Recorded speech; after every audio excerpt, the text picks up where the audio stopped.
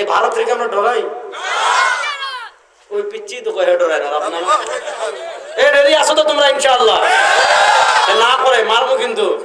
ভারতের মোকাবেলা করার জন্য প্রস্তুত আছেন তো ইনশাআল্লাহ? আমরা পৃথিবীর কোন পরাশক্তিকে ভয় পাই না। মুসলমান আল্লাহ ছাড়া কাউকে ভয় পায় না।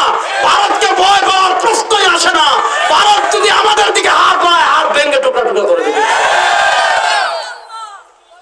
তুই ডরাস ভারত রে? অবশ্যই না। আমরা কোন পরাশক্তিকে ভয় পাই। আমি যে কথাটা বলছিলাম ভালো করে মূল কথায় আসেন, মূল পয়েন্টটা ভালো করে বুঝেন।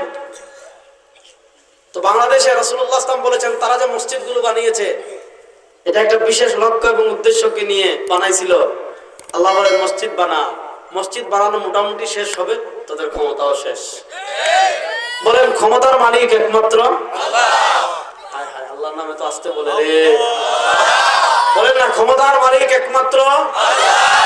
জোরে বলেন ক্ষমতার মালিক একমাত্র আল্লাহ। হাদিস বলেন নবী করিম সাল্লাল্লাহু আলাইহি ওয়াসাল্লাম বলেছেন মসজিদ হবে উঁচু উঁচু, মসজিদের দালান হবে উঁচু উঁচু, বিশাল বিশাল মসজিদ হবে, কিন্তু মসজিদে হেদায়েত থাকবে না, মসজিদ হেদায়েত শূন্য হয়ে যাবে। এটা একটা।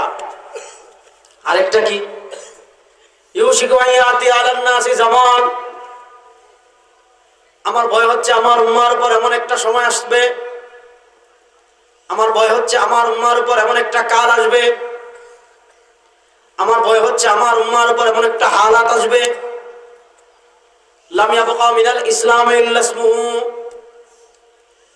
ইসলামটা নাম ছাড়া আর কিছু থাকবে না। নাম ছাড়া ইসলাম থাকবে না, এটার ব্যাখ্যা আমি আগে কিছুটা করেছি।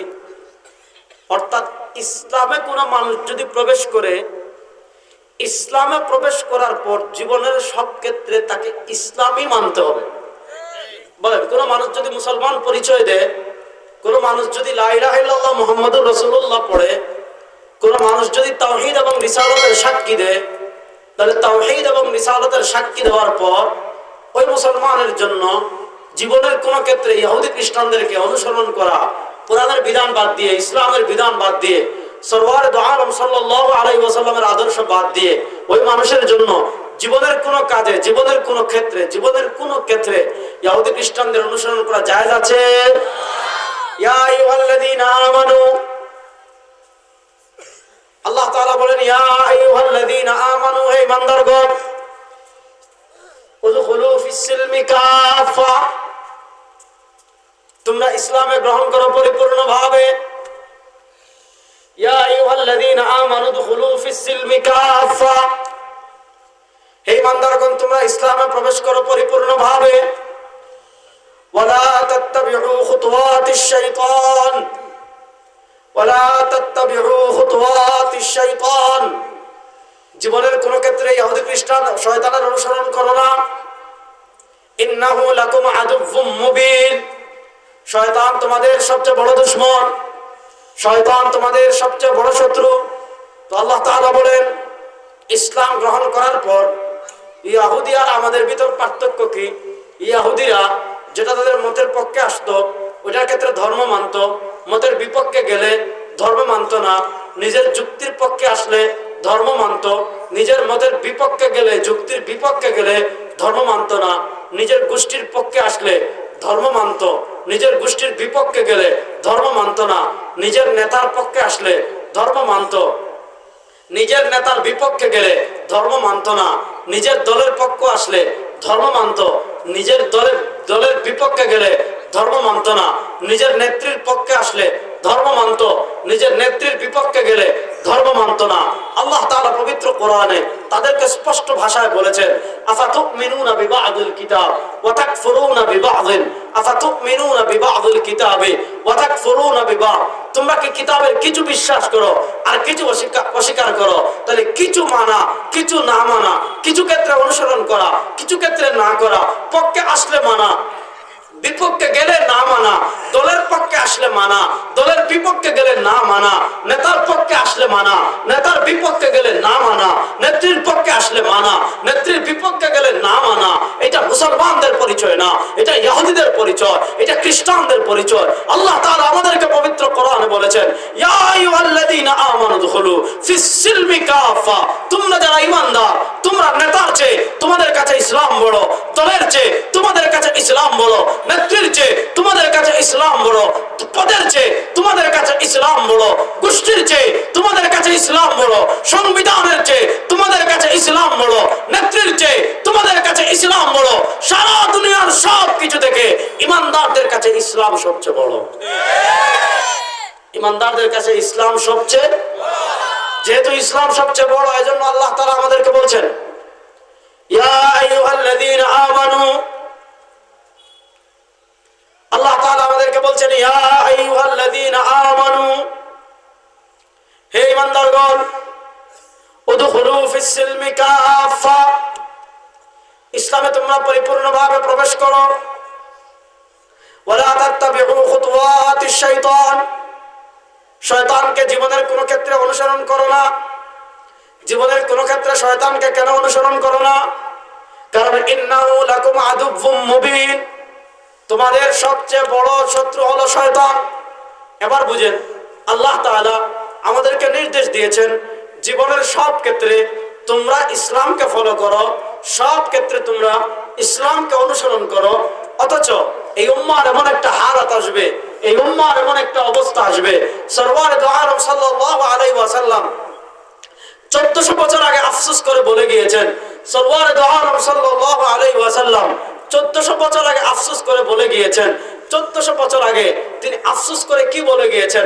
1400 বছর আগে তিনি আফসোস করে বলে গিয়েছেন, আল্লাহ তাআলা আমাদেরকে জীবনের সব ক্ষেত্রে ইসলামকে অনুসরণের কথা বলেছেন, কিন্তু নবী করিম সাল্লাল্লাহু আলাইহি ওয়াসাল্লাম 1400 বছর আগে বলে গিয়েছেন, ইউশিকু আন ইয়াতি আলান নাসি জামান, আমার উম্মার উপর এমন একটা সময় আসবে, আমার উম্মার উপর এমন একটা কাল আসবে, আমার উম্মার উপর এমন একটা যুগ আসবে, লাম ইয়াবকা মিনাল ইসলাম ইল্লা ইসমুহু, ইসলামের নাম ছাড়া আর কিছু থাকবে না।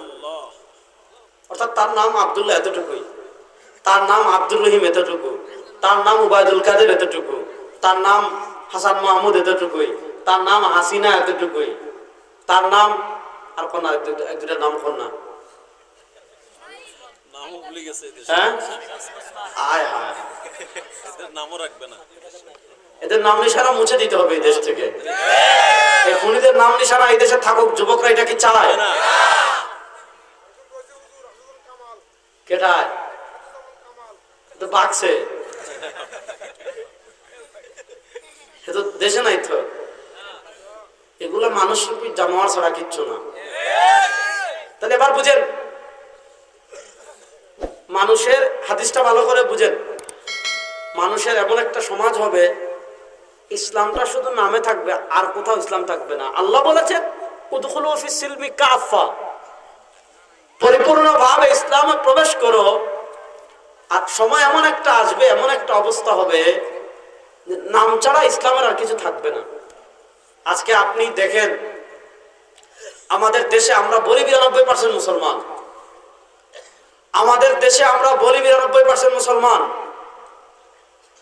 আমাদের কয়জনের ঘরে ইসলাম আছে? আমাদের কয়জনের শরীরে ইসলাম আছে? আমাদের কয়জনের ব্যবসা ইসলাম আছে?